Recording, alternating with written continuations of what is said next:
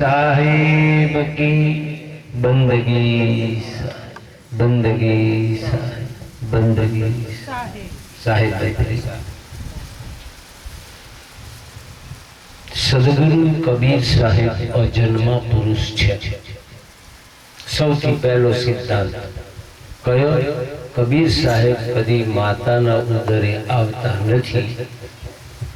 कर्मथी बंधायेलो जीवात्मा माने उदरे आवे। આપણે સૌ આપણા પિતા છે, આપણી માँ છે, ભાઈ છે, સગા છે, મિત્રો છે। સદગુરુ કબીર સાહેબ ने कोई माँ नहीं, कोई पिता नहीं, कोई सगा नहीं, कोई मित्र नहीं, कोई भाई नहीं, कोई दुश्मन नहीं। केम के स्वयंभू सत्पुरुष है। सत्पुरुषनी व्याख्या एवी छे के सर्वत्र जे सार्वभौम सत्यनो सर्वोपरि पुरुष है एनु नाम सत्पुरुष है। जेनी सत्ता 14 ब्रह्मांड ने अनंत ब्रह्मांडोनी अंदर में रहता नाना प्रकारना जीवोनी ऊर्जाओं पर जेनु शासन चाले छे ते सत्पुरुष छे। कबीर साहेब ए सत्पुरुषनु स्वयं स्वरूप छे। ए जीवोनो कल्याण करवा माटे, जीवोने उपदेश आपवा माटे ने आत्मानो परम उद्धार थाय ते अर्थे ज आ लोकमां आवे छे। कबीर साहेबना जगतनी अंदरमां कोई दुश्मन नथी, कोई मां नथी, कोई पिता नथी, कोई भाई नथी, कोई परिवार नथी। એટલા માટે એ પુરુષ સ્વયંભૂ પ્રાગટ્યની અનુભૂતિમાં સ્વયં પ્રગટ પુરુષ ગણાય છે। બીજું કબીર સાહેબ એટલે કે સત્પુરુષ આ જગતમાં જ્યારે આવે છે ત્યારે પોતાની ઈચ્છા પ્રમાણે શરીર ધારણ કરે છે। કલિયુગમાં કબીર સાહેબ કાશી શહેરના લહર નામના સરોવરમાં પ્રગટ થયા હતા। कबीर साहेब हरेक लोक लोकांतर में विचरे छे। भूलोक में फरे, भूवरलोक में जाए, स्वरलोक में जाए, महरलोक में जाए, तपलोक में जाए, अतल वितल सुतल तलातल सातल महातल में जाए अने नरकलोकनी अंदर में पण सत्पुरुष आ जीवोने क्षणिक सुख आपवा माटे जाए छे। तमे कहो कबीर साहेब सत्पुरुष नरक में जाए, नरक में जाए तो बधानो उद्धार थई जाए, भगवान ना दर्शन थाय तो उद्धार न थई जाए, पण एम न थाय साहेब। केम? कारण के आ जीवे करेला कर्मनो क्षय ए पोते न करे। जीव साक्षी छे, ए पोते एनो क्षय न करे त्यां सुधी एनो उद्धार न थाय। माथा उपरथी भार तो उतारवो पड़े ने पछी तमे एमने भार राखीने के हवे नाचवुं छे, हवे कूदवुं छे, न थाय। कारण के ऊपर माथा उपर 2 मणनो पोटलो भारे छे। तमारो तो अनंत जन्मोनो भारे पड्यो छे। कबीर साहेब धर्मदास जी ने समझावे नरकोयम मृदेहो प्रत्यक्ष दुख भाजनम जन्म मृत्यु जरा ग्रस्त कथम प्राप्त सुखी। धर्मदास जी ने समझावे छे कबीर साहेब के हे धर्मदास जी आ मनुष्य शरीर नरकनी अंदर में जे यातनाओ थाय एवी यातना वाळुं छे। फरी द्या धर्मदास जी ने सदगुरु कबीर साहेब समझावे कि आ जे शरीर छे ए शरीर केवुं छे तो के नरकनी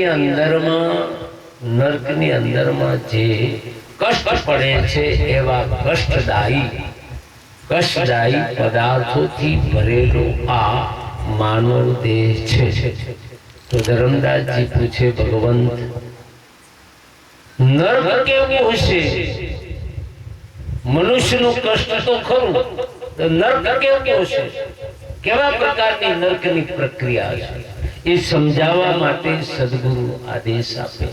नरको अयम मृदेहो मनुष्यનું શરીર નર્ક સમાન है प्रत्यक्ष दुख भाजनम प्रत्यक्ष दुखનું પરિણામ છે प्रत्यक्ष दुखનું रूप है परिवार नरको अयम मृदेहो प्रत्यक्ष दुख भाजनम आ मनुष्य शरीर प्रत्यक्ष दुखનું महादुखનું प्रतीक છે કેવી રીતે તો કે જન્મ मृत्यु जरा ग्रस्त चार अवस्था जन्म જ્યારે બાળકનો જન્મ થાય સદગુરુ સમજાવે કે આ મનુષ્યનો જન્મ થાય ત્યારે માતા જે અવસ્થામાં હોય માતાનું શરીર મૃતવત એને એટલી બધી પીડા હોય કે એ પીડા નર્ક સમાન છે બીજું બાળક જ્યારે જન્મે છે ત્યારે મળમૂત્રની અંદરમાં અનેક પ્રકારના દુર્ગંધ મારતા પદાર્થોમાંથી એક પ્રવેશે છે જન્મ જ્યારે થાય ત્યારે અનેક કષ્ટમય પદાર્થોથી દુઃખમય દુર્ગંધ મારતા પદાર્થોમાંથી પસાર થાય છે જન્મ પછી મૃત્યુની અવસ્થા કઈ પછી મૃત્યુની અવસ્થા કઈ તો મૃત્યુની અવસ્થા કેવી तो धर्मदास जी ने सदगुरु कबीर साहब समझावे कि धर्मदास जी आ मनुष्य शरीर ની અંદર માં 3.5 કરોડ સોઈ કેટલી 3.5 કરોડ સોઈ એક સાથે આ દેહમાં ભોંકવામાં આવે અને જે કષ્ટ થાય એવું કષ્ટ હે ધર્મદાસજી મૃત્યુ વખતે આ જીવ જ્યારે દેહ છોડે છે ત્યારે થાય છે ધર્મદાસજી મહારાજ પૂછે ભગવાન બધાને આવું થાય કે ના તો કોને થાય તો કે જે અપાર પાપી જીવો છે એને આટલું કષ્ટ પડે છે તમે જોજો ગાય કે ભેંસ કોઈ પશુ મરતું હોય ત્યારે સાહેબ કેટલા બધા પગ પછાડે એ પગ પછાડતા પછાડતા માટી કઠણ માટી હોય તો એમાં ખાડો પડી જાય તો એનો જીવ છૂટતો એને સદગુરુ કહે છે કે આવા પ્રકારનું કષ્ટ હે ધર્મદાસજી નર્કની અંદરમાં જીવને પડે છે જન્મ મૃત્યુ જરા પછી દેહ કેવું થાય જરા જર્જરી આંખો ઊંડી ઉતરી જાય મોઢામાંથી બધા દાંત પડી જાય કાને સંભળાય નહીં શરીર વાંકું વળી ગયું હોય પછી પગથી ચલાતું ન હોય એક હાથમાં લાકડી રાખી હોય અને જરા અવસ્થામાં એટલે વૃદ્ધાવસ્થામાં જરાગ્રસ્ત જરા એટલે વૃદ્ધાવસ્થાની અવસ્થાની અંદરમાં બાલ બધા ખરી ગયા હોય એની શરીર પરથી માંસ બધું અંદરમાં જતું રહ્યું હોય કેવળ ચામ દેખાતા હોય ઉપરથી કેવળ દેખતા એનું હાડ પિંજર એકલું દેખાતું હોય આંખેથી દેખાતું ન હોય ને વાંકો વળીને ચાલતું હોય આ અવસ્થા નરકની છે આ અવસ્થા કઈ છે નરકની नरको अयम हृदय प्रत्यक्ष दुख भाजनम जन्म मृत्यु जराग्रस्त रोगी कैंसर नो रोगी जोयो हरखो जो कैंसर ना रोगी एमाय अरे भाई बहने तो शू आटा खाए बे जाए ठेकाणे પછી પાજે નળી લઈ આવી છે મોટી આપણે 5 જ મિનિટ કાઢવાની વધારે ધ્યાન રોગથી ગ્રસ્ત શરીર તમે રક્તપિતિયાને જોયું આપણે નથી દેખાતા બાકી રક્તપિતિયાની અવસ્થા બહુ દુર્ગંધયુક્ત બધી આંગળીઓ કપાઈ ગયેલી હોય પગની આંગળીઓ કપાઈ ગયેલી હોય શરીર પર એને એટલા મોટા મોટા ગુમડા હોય ને એમાંથી બધી બાજુથી પરું નીકળતું હોય. સાહેબ, હાથથી ખાય એમ અડી ન શકાય, તમે એને પકડી ન શકો, સ્પર્શ પણ ન કરી શકો, દેખવાથી તમે ઘૃણા ઊભી થાય એવું એનું શરીર હોય. અને સદગુરુ કહે કે આવું નર્કનું રૂપ છે. મૃત્યુ નર્કનું રૂપ હૈ. મૃત્યુની અવસ્થા જે પડે છે એ અવસ્થા નર્કનું રૂપ છે. અને વૃદ્ધાવસ્થા અપાર કષ્ટદાયી અવસ્થાને ભોગવે એ પણ નર્કની અવસ્થા. ધર્મરાજજી મહારાજ પૂછે, પરમાત્મા, હું જાણવા ઈચ્છું છું કે આ દેહ હોય, આપણો દેહ હોય, અને આ દેહથી નર્ક જાણી શકાય, નર્કને જોઈ શકાય? તો કે આટલા રૂપથી જોખાયું ના. હું માનું છું કે આ દેહમાંથી આત્મા જે છે નર્કને જોઈ શકે, સ્વર્ગને જોઈ શકે. શું સ્વર્ગ છે, નર્ક છે? એટલે સદગુરુ કહીને સમજાવે છે, ધર્મદાસજી, પૂર્વનું યુગની અંદરમાં અમરસિંહ નામનો રાજા હતો. અમરસિંહ નામનો રાજા હતો. એને દ્વારે અમે પહોંચ્યા. અમારું રૂપ જોઈને રાજા અમરસિંહ અત્યંત આનંદિત થયો છે. ઉપદેશ લીધો અને ઉપદેશ લઈને મારાથી એને તે પૂછ્યો છે એવો જ પ્રશ્ન કર્યો હતો કે ભગવાન, હે વિધાતા, તમે સકલ બ્રહ્માંડના માલિક છો, તો શું હું સ્વર્ગ અને મૃત્યુલોકની અંદરમાં કષ્ટ ભોગવતા એવા પાપી લોકોને દુઃખ દેનારું નર્ક જોઈ શકું છું? કે હા. ભગવાન, તમારા પર કૃપા કરો. મારો આત્મા અંદરમાં જીવ છે એ નર્ક અને સ્વર્ગ જોવા ઈચ્છે છે. સદગુરુએ કહ્યું, કઈ વાંધો નહીં. બધી રાણીઓને બોલાવ્યા, એના દીકરાઓને બોલાવ્યા, બધાને કહ્યું તમે બધા અહીંયા 2 દિવસ 4 દિવસ ગમે એટલા દિવસ થાય અમે આવશું, પણ આ રાજ બંગલાનો અંદરનો રૂમ બંધ છે, રૂમ કોઈએ ઉઘાડવાનો નહીં, અમે આવીએ પછી ઉઘાડશું. અંદર ગયા પછી બધા દરવાજા બંધ કરી દીધા. રાજા અમરસિંહને કોઈ પદ્માસન લગાવો. શું કીધું? પદ્માસન લગાવો. અને જે પદ્માસન લગાવી પછી કહ્યું, ઊંડો શ્વાસ લો. ઊંડો શ્વાસ રોકો. પછી કહ્યું, ઉર્ધ્વમુખ કરો. નેત્રોને ઉર્ધ્વમુખ કરવું, ઉપર લઈ જાઓ. અને જેવો ઉપરમાં શ્વાસની સાથે આવ્યા તેવો સદગુરુએ હાથ લગાવ્યો. એનો આત્મા તરત આ 10મા દ્વારથી બહાર આવતા સદગુરુએ એને સૂક્ષ્મ દેહની અંદર પ્રવેશ કરાયો. આ બંને પુરુષ રાજમહેલમાંથી, કબીર સાહેબ કે મેં રાજમહેલમાંથી ઉર્ધ્વમુખ થઈ, એમાંથી અમે મારી પાસે, મારી નિકટમાં આ અમરસિંહના આત્માને લઈને અમે નર્કના દ્વારે પહોંચ્યા. સૌથી પહેલા અમે એને વૈતરણી નદી બતાવી.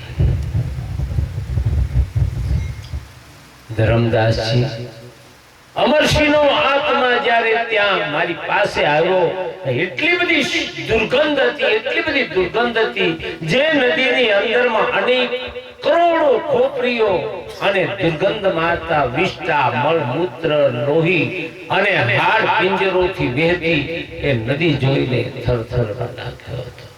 એને એમ થયું, અરે ક્યાં આવ્યો? મારી આગળ પાછળ ફરીને ચરણે પડવા લાગ્યો. ભગવાન, તમારે નરકમાં નથી જવું, નરક મારે નથી જોવું. સદગુરુ કહે છે કે રાજન, ભયભીત મત થાવ, હું તમારી સાથે છું. ધર્મદાસજી મેં એને બતાવ્યું અને પછી મને પૂછવા લાગ્યો, ભગવંત, આ મોટા મોટા દાંત વાળા અને ભાલા વાળા અને મુગદળો વાળા કોણ છે? તો કે જમરાજના દૂતો છે. શું કરે છે? આ કોઈને ગળે બાંધેલા એ કોણ છે? તો કે પાપી જીવો છે. આ બધા જ જીવ આ વૈતરણી નદી ઉતરે છે. જેમણે પુણ્ય કર્યા છે, જેને પુણ્ય કર્યા છે, સારા પુણ્ય વાળા છે, એ અહીંયા આ કામધેનુ ગાયનું પૂંછડું પકડીને પાર ઉતરી જમરાજના દરબાર પર જશે. ત્યાં એનો ન્યાય થશે. બીજા આ બધાનો માથે મારે છે કોણ છે? એ અપાર પાપી જીવો છે, જેમણે માંસ ખાધા છે, પશુ પંખીને માર્યા છે, માતા પિતાને માર્યા છે, ભાઈઓને મૃત્યુને ઘાટ ઉતાર્યા છે, વિશ્વાસઘાત કર્યો છે, ચોરી કરનારા છે, બધાને પહેલા વૈતરણી નદીની અંદરમાં અપાર કષ્ટ આપીને ઉતારવામાં આવે છે. સદગુરુ કહે છે ધર્મદાસજી, પછી અમરસિંહનો આત્મા બહુ જ થરથરવા માંડ્યો. મને ગળામાં ફાંસો નાખશે તો? એટલે મેં એને આશ્વાસન આપ્યું, તારા ગળામાં ફાંસો ન નાખી શકે, તું મારી સાથે છે. વૈતરણી નદી નથી. અમે ઉર્ધ્વરેત થઈને સામે કિનારે ગયા અને પછી જેવા યમરાજનું શાસન એટલું વિશાળ હતું, એનો રાજા એટલે યમરાજ બહુ ભયંકર હતો. એની કાયા એટલી બધી ઊંચી હતી કે એ અમરસિંહનો આત્મા જોતાની સાથે શ્યામ કાયા અને એના મોટા મોટા આંખોના ડોળા, બહાર નીકળેલા દાંત અને એને હાથની અંદરમાં મુક્તળો, આજુબાજુ બાંધેલા પારા ભાલાઓથી ભયભીત થવા માંડ્યો. પણ જેવા અમે અંદર ગયા તેવા સકલ એ આખી 27 ફૂટોની ભયંકર એવી દુઃખદાયી નગરીની અંદરના જીવો ક્ષણ માટે આનંદ પામે છે. યમરાજ ઉભા થઈ ગયા અને એ વિવેકથી કહેવા લાગ્યા, ભગવાન સકળ બ્રહ્માંડના માલિક, મારે દરવાજે આપ કયા કારણસર પધાર્યા? એમ કરી સિંહાસન પર મને બિરાજમાન કરી અને જ્યારે હું સિંહાસન પર બેઠો ત્યારે આ અમરસિંહનો આત્મા આમથી તે બહુ ભયભીત થઈને અને બહુ જ દુઃખ પામીને મારી પાછળને ઓથે સંતાવા લાગ્યો, કારણ કે એને ભય હતો મને મારી નાખશે. યમરાજને મેં કહ્યું, તમારા દૂતોને બોલાવો. મારી સાથે આ રાજા અમરસિંહનો આત્મા આવ્યો છે. આ રાજા અમરસિંહનો આત્મા નરકપુરી જોવા માંગે છે કે તમારા જમદૂતોની સાથે આ અમરસિંહના આત્માને મોકલો. હે ધર્મદાસજી, જેવા જમદૂતો આવ્યા 4 અને જમદૂતોને જોઈને રાજા બહુ જ ભયભીત થવા માંડ્યો. મારા ચરણ પકડીને, મારા ચરણોના અંગૂઠા પકડીને ઉભો રહ્યો. બાપજી, મારે એમની સાથે નથી જવું, એમની સાથે નથી જવું. ત્યારે મેં આજ્ઞા કરી કે તમે જાઓ, આ નગરીનું નિરીક્ષણ કરી આવો. પછી એમ વર્ણન કરવામાં આવ્યું કે જે જમદૂતો અંદર લઈ ગયા અને પછી ભયંકર અગ્નિથી ધગધગતો એવો થંભા ઉપર એક પુરુષને બાંધેલો છે અને એના હાથ એના માથા ઉપર જમદૂતો ભયંકર મુક્તોળો મારી અને ભાલાઓ આજુબાજુ એના દેહની અંદરમાં ભોંકે છે. રાજા અમરસિંહનો આત્મા પૂછે છે, આ કોણ છે? કેમ એટલું બધું કષ્ટ આપવામાં આવે છે? ત્યારે એને કહેવામાં આવ્યું કે આ પુરુષ પર નારીનો વ્યભિચારી હતો. આખી જિંદગી પર્યંત કોઈ પણની વાત માની નહીં, દારૂ મદિરા માંસની અંદર ફરતો હતો. એને આ થાંભલાની સાથે બાંધીને જમદૂતો અપાર કષ્ટ આપે છે. અનંત યુગો સુધી એ આ નરકપુરીની અંદરમાં મહા કષ્ટ ભોગવશે. આમ કરતા પક્ષીઓને મારનારા, જીવ જંતુને મારનારા એક અંધારમય ભયંકર કૂપ હતો. એની અંદરમાં બતાવ્યું, એમાં નાના પ્રકારના મોટા મોટા વીછીઓ આખા શરીર ઉપર કેવળ ડંખ મારી રહ્યા હતા. કેટલાકમાં કેવળ સર્પ એના આખા દેહ ઉપર ભયંકર ફૂફાડા મારી એના દેહને પહોંચીને ખાતા હતા. કેટલાક બીજા બહારના જીવોના રૂપ એટલે જમદૂતો ભયંકર ચાંચવાળા સ્વરૂપો ધારણ કરીને એના માથામાં અને પીઠની અંદરમાં તેમાં જેના શરીરને કોચી દેખાતા હતા. આવું રૂપ બતાવ્યું. આવું રૂપ જોઈ રાજા બહુ ભયંકર દુઃખી થયો છે.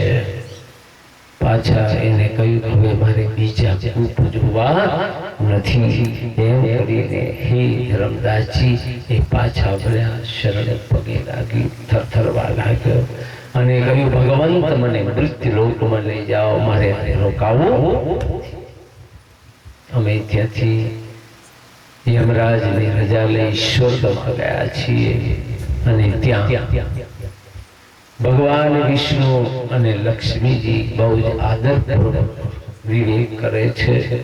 સરસ મજાના સિંહાસન પર બિરાજમાન થયા છે. વિવેક પૂછવા માંડ્યા ભગવાન હે સકલ બ્રહ્માંડના માલિક આપ આ સ્વર્ગની અંદરમાં અમને સુખ દેવા માટે પધાર્યા, આપ કયા કારણસર અહીંયા પધાર્યા એમ કરીને વિવેક કર્યો. અને તે વખતે મેં રાજા અમરસિંહની કથા કહીને સમજાવી. એના પાર્ષદો અમરસિંહ રાજાના આત્માને લઈને બધે ફરવા લાગ્યા.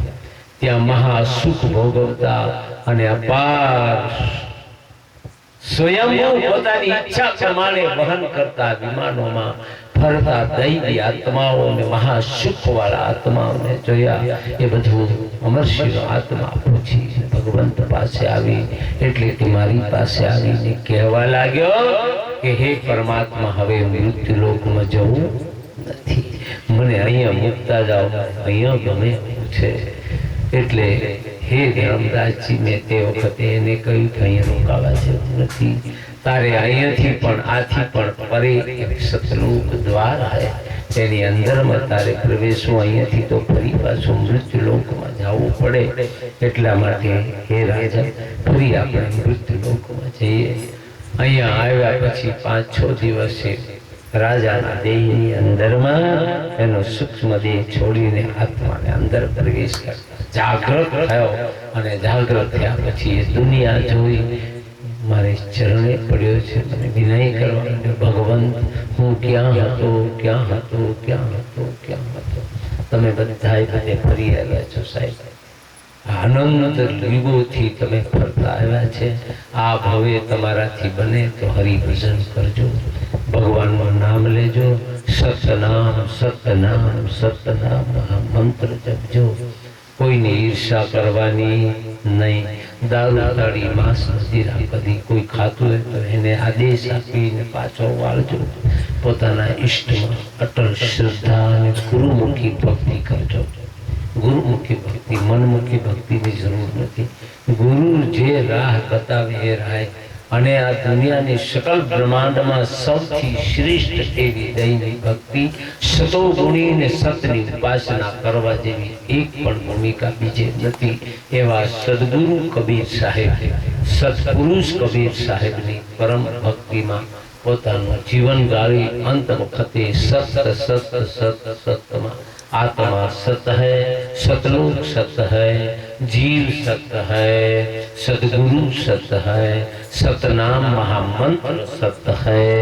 અને સતનામ સતનામ સતનામ જપતા સતની નાવ પર બેસીને પાર ઉતરવું. સતની નાવ પર બેસીને પાર ઉતરવું. સોહમ સોહમ મહામંત્રો શ્વાસોથી જપજો અને જપતા જપતા જીવન ધન્ય બનાવજો. આ જગતની અંદરમાં સદગુરુની ભક્તિથી અપાર જીવો ભવસાગર પાર કર્યા છે. સદગુરુ જ્યારે જ્યારે આ લોકમાં એટલે મૃત્યુ લોકમાં આવે, સતયુગમાં, ત્રેતામાં, દ્વાપરમાં અને કલિયુગમાં, ચારેય યુગોમાં કબીર સાહેબ આવે છે. કલિયુગની અંદરમાં 600 વર્ષ પહેલા સદગુરુ કબીર સાહેબ કાશી શહેરના લહર નામના સરોવરની અંદરમાં કમલ પુષ્પમાં પોતાની ઈચ્છાથી બાળક રૂપી પ્રગટ થયા. તે સત્પુરુષ કબીર સાહેબ છે. પરિવાર યાદ કરી લો.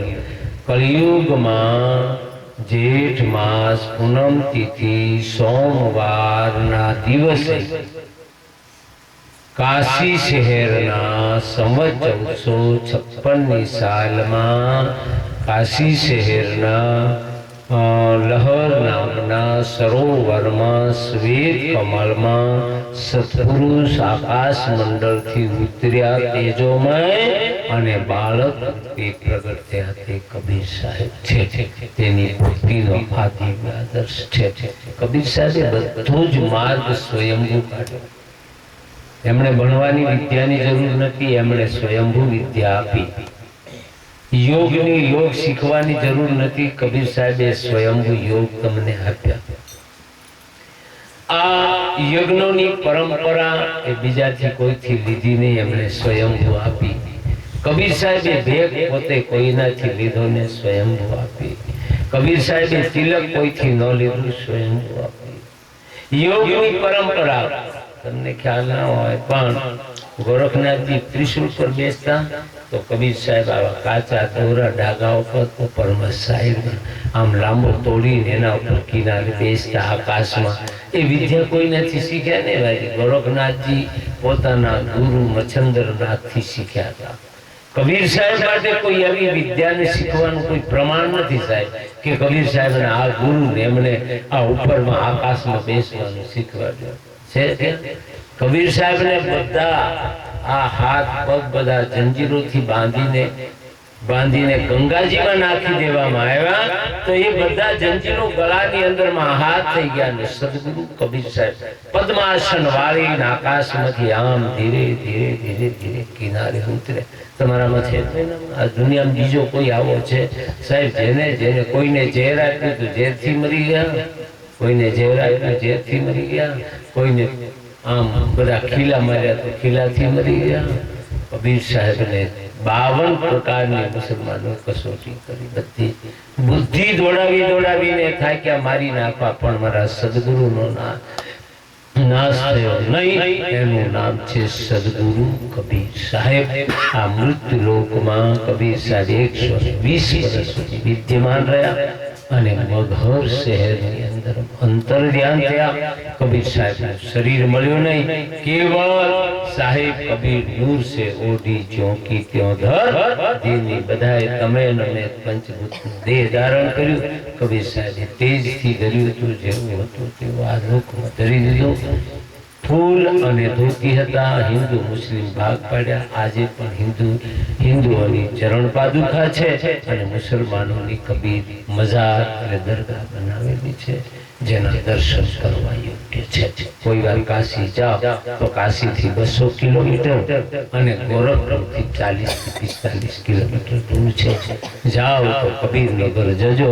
મગહરનું નામ માયાવતીએ કબીરનગર પાડ્યું છે. હવે તો બહુ જઈએ આપણે કબીરગઢ અહીંયા નજીકમાં કોઈક વાર જઈને માથા ઉપર ફેરવી લાવવાનું છે. માથા ઉપર આમ 1-2 પાંદડું અથવા ઉપરની કૂંપળ મળે તો આમ ઘસજો માથા ઉપર અને પછી વિચારજો મારા સદગુરુની પ્રસાદી માથામાં આવે તો મારામાં સદમતી આવે, મારામાં સારા વિચાર આવે, મારામાં વાસનાઓ તો દૂર હટી જાય, મારામાં ક્રોધ હોય તો દૂર જાય, મારામાં મોહ હોય તો દૂર જાય. અને હે ભગવંત આપણા ચરણામૃત મારા મસ્તક ઉપર રહે જેથી મારું મોક્ષ થઈ જાય. આવી માંગણી કરજો, નજીકમાં છે. પણ આ ભવે જો કબીર વડે ન ગયા તો જન્મારો અફળ. આ એક ભાવમાં આટલું તીર્થ ન થયું તો માની લેવાનું હવે કોઈ તીર્થ થાય એવું. અને બીજા તીર્થોમાં છે શું? બીજા તીર્થોમાં આ એક તીર્થ એવું છે જે તમારે નજીકમાં છે, પણ એ તીર્થ ન થાય તો માનવાનું કે ભલ્યો આ અવતાર મનુષ્ય અવતાર કઈ કામનો ન નીકળ્યો અને પછી વૃદ્ધાવસ્થા થઈ જાય પછી આપણે ગાડામાં બિહાડી નથી લઈ જાય. એ બધા સમજે છે. આ તો ઉપાડે છે તો આ બધા લોકલાજ ના હિસાબે નહીં તો રેકડીમાં લઈ જઈને નાખી આવ્યા છે. એટલે મને ધ્યાન રાખજો. બધાનું બહુ શાંતિથી મારા ભગવંતનું નામ સ્મરણ લેજો સાહેબ. સારી મતી મારો ઈશ્વર આપે અને બધા પ્રેમથી તમે અમારા ભગવાનના પ્યારા ભક્ત થાઓ એવા શુભ આશીર્વાદની સાથે વાણીને વિરામ કરતા સદગુરુ પ્રાર્થના કરું કે ફરીવાર આ તો બધું જેમ ભગવાન તમને અમને મેળવે નદીના સંજોગ છે સાહેબ. નાવડામાં બેઠા બધા અને જેવું નાવડું સામે કિનારે ગયું કોઈ પૂરત કોઈ ઉત્તર બાચકા લઈ લઈને પડવા જ માંડે, પૂછે નહીં તમારે ક્યાં જવું છે. એવું બધું આ બધી આ દશા છે. આપણે નદીના સંજોગથી ભેગા થયા અને આપણું ગાડીમાં બેઠા, બસમાં બેઠા, બસમાં આપણે બધા બેઠા, આખી બસ ભરેલી હોય, એ કોઈનું સ્ટેન્ડ આવીને બસ ઊભી રહે, પછી તમે પકડીને આમ કરીને પકડીને ઉભો રાખો છો, ક્યાં જાઓ કહેવાય છે, એ ઉતરી જાય સાહેબ. એમ તમે બધા ઉતરી પડેલા છો, ઉતર્યા. ભગવાનની નામ કેવી છે, બધા બેહાડે ને એક ધામે જાય પછી રસ્તામાં ઊભી ન રહે સાહેબ.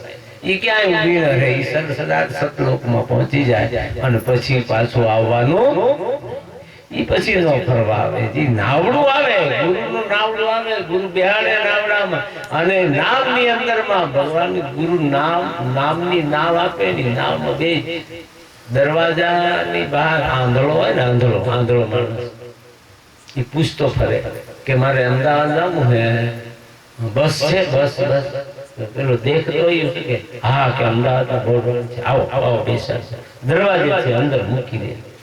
આપણે બધા આંધળા છે. ગુરુ શું કરે? આપણે આંધળા પછી ગુરુ કે આમાં તને હું બોર્ડ બતાવું, અને પછી બોર્ડ બતાવે કઈ બસમાં, તો કે અમદાવાદ બસમાં અંદરમાં બેસાડી દે. પછી આંધળા કઈ કરવાનું ખરું સાહેબ? જો આંધળાને ટિકિટ ન જોઈએ, કાંઈ જોઈએ નહીં, ટિકિટ એ બધા આંધળો જ ને, ટિકિટ વિના અંદર બેઠો, બીજા બધા દેખતા ને, આ બધા ઉતરવા વાળા, દેખવા વાળા, ઉતરવા વાળા, ઓલાને સીધું નિશાન છે અમદાવાદ પહોંચ્યું છે.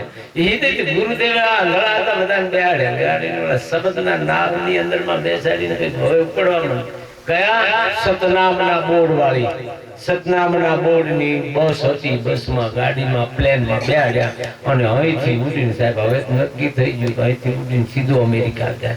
વચ્ચે પહેલું ઉતરતું, હવે ઉતરતું નથી. હવે તમારું નામ સતનામની નાવમાં બેસે એટલે પછી ક્યાં જાય?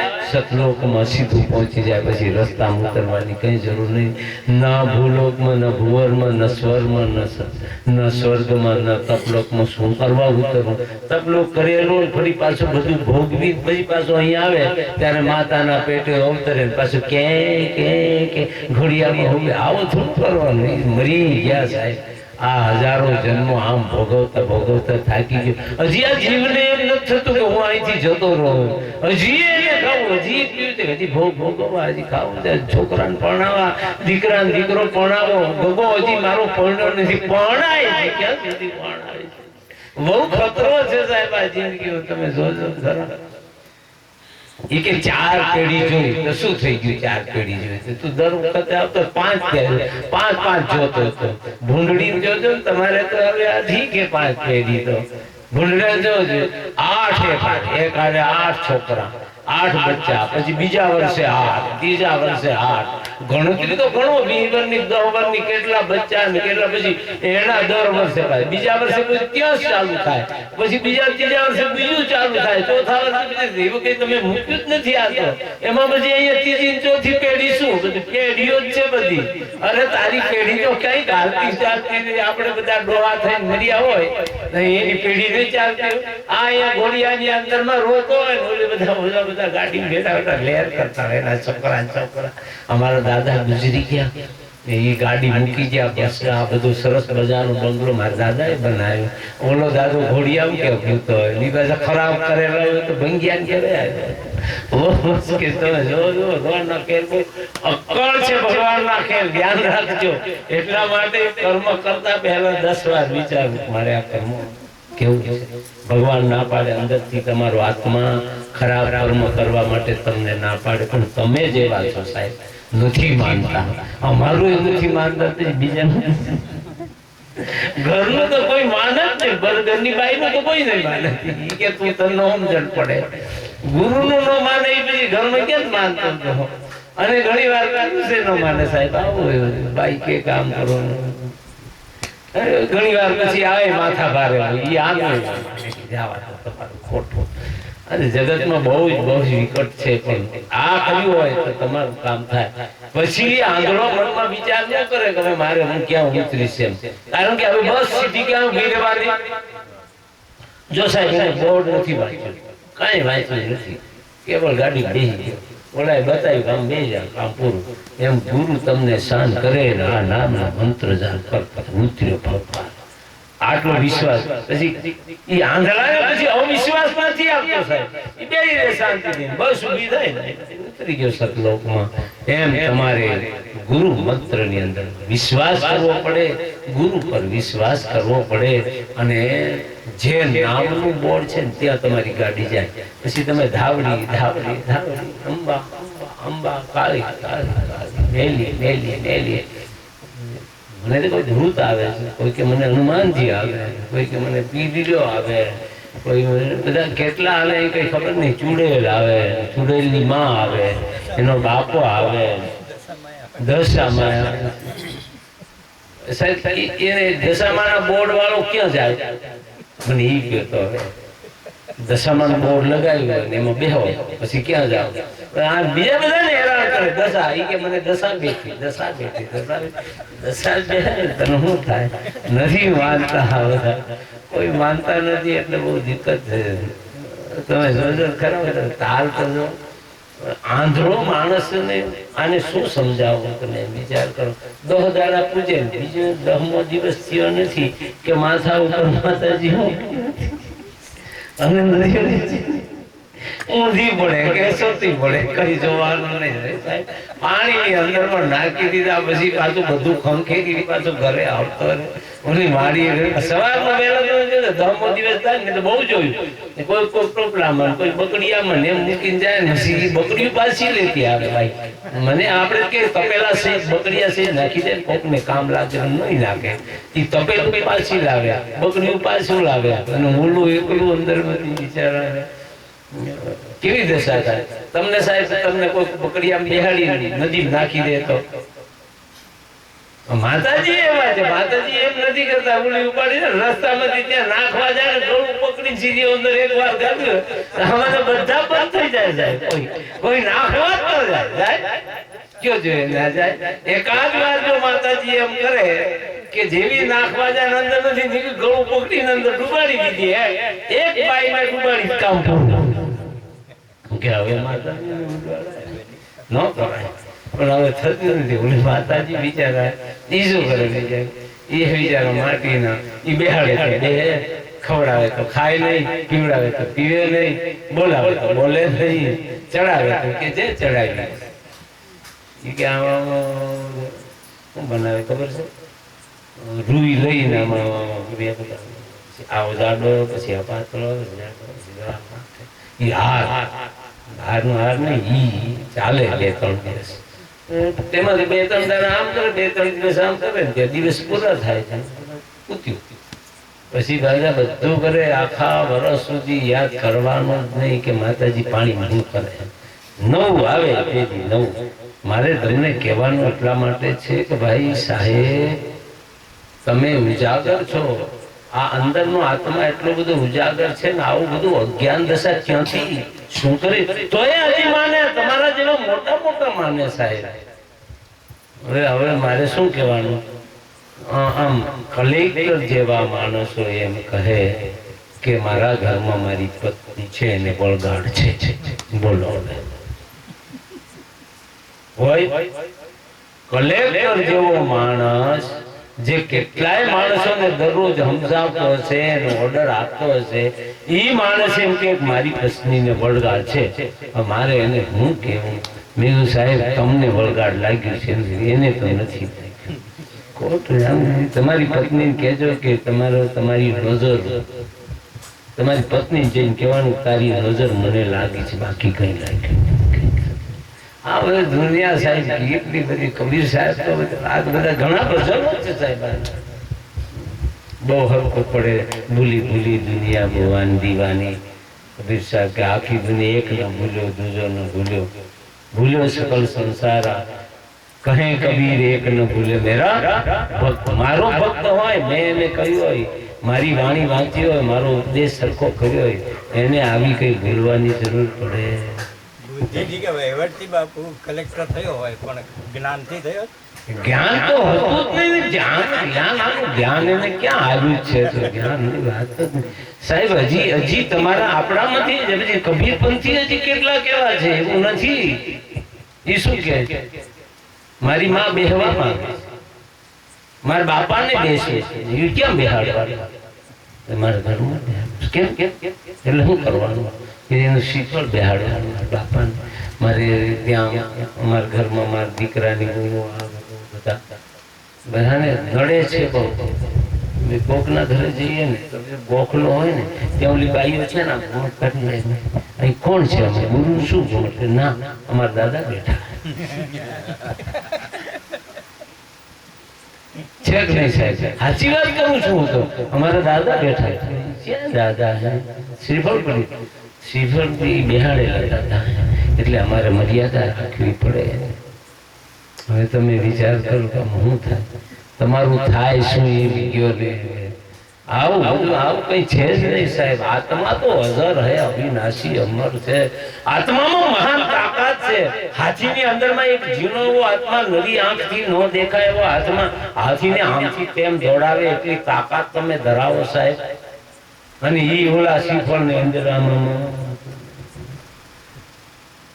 આ તો અંધશ્રદ્ધા. પોતાના ઈષ્ટને ભગવાનનો ફોટો રાખ્યો માથું ઝુકાવતો. આપણે કે સારી વાત છે, કઈ વાંધો નહીં, કરાય અને કરવું જોઈએ, એ વાત અલગ છે. પણ આ તો સાહેબ કેવું બધું આમ, કેટલું બધું આંધળો. એનો બાપો એ કે મારા બાપા બહુ નડે છે. શું કરવા નડે? તારા બાપાએ મકાન શું કરવા બાંધ્યું? એને તું દરરોજના માટે કે એ મૂર્ખા મકાન લઈ જાય ને મને નડવાનું બંધ કરી દે.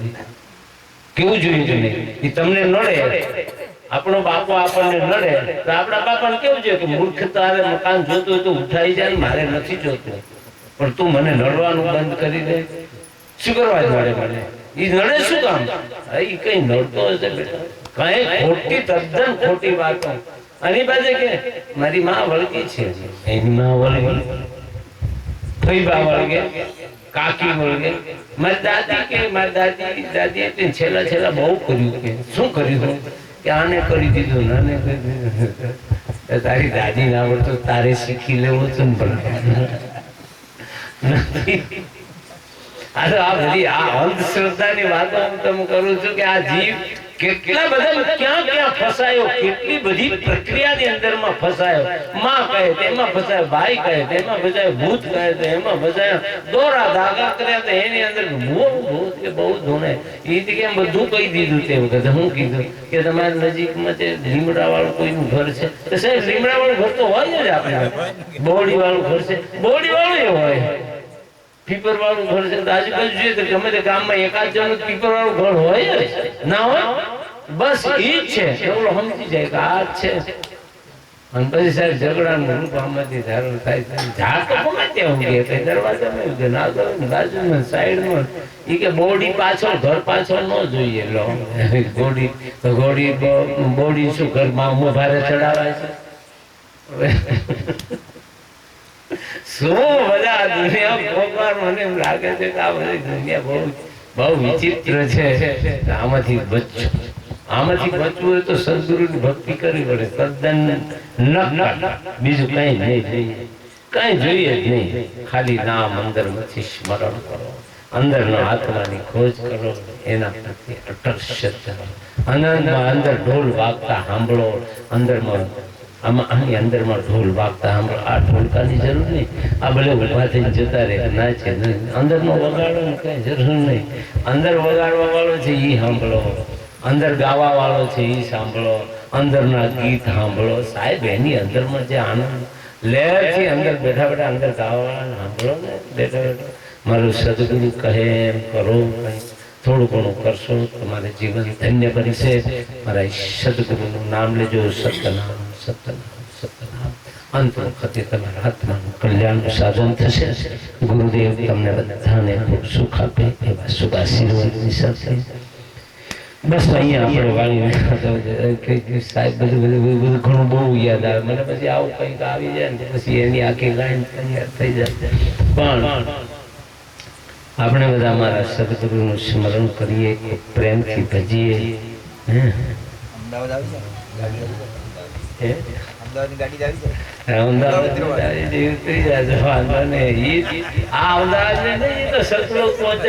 સતનામ ની નામ કબીર સાહેબ કે જીન પર જીન ગુરુ જ્ઞાન કે ધ્યાન ध्यान गरकाए रहे ताई में देखा, झिलमिल और झंकार बाजा बजे दिल के बीच में एक चंद देखा। कोटि ब्रह्मा जहाँ वेद पढ़ते रहे, कोटि शंभु जहाँ जाप जपते रहे।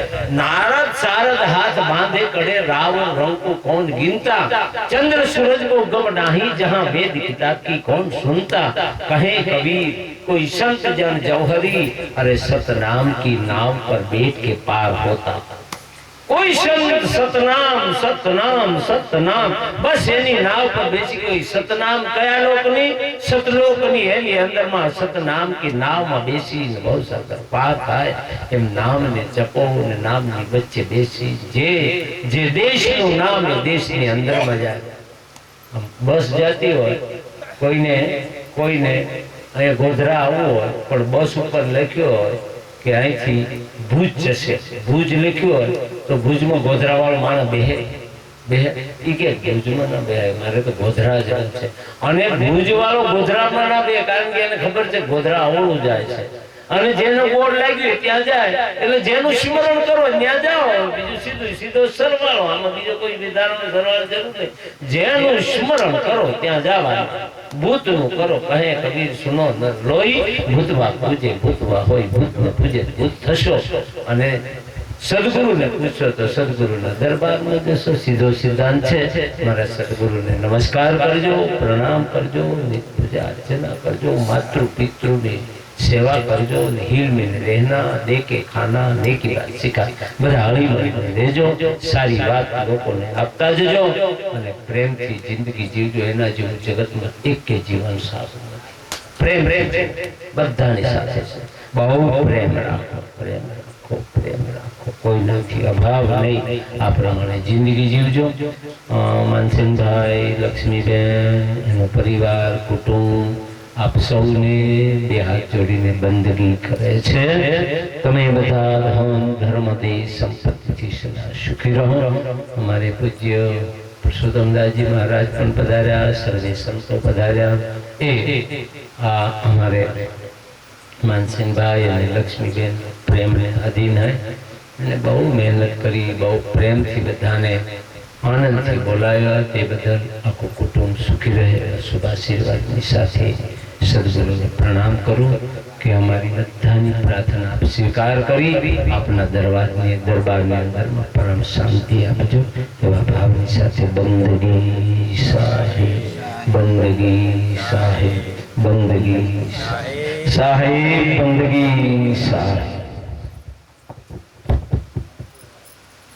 બંધ કરી દેવું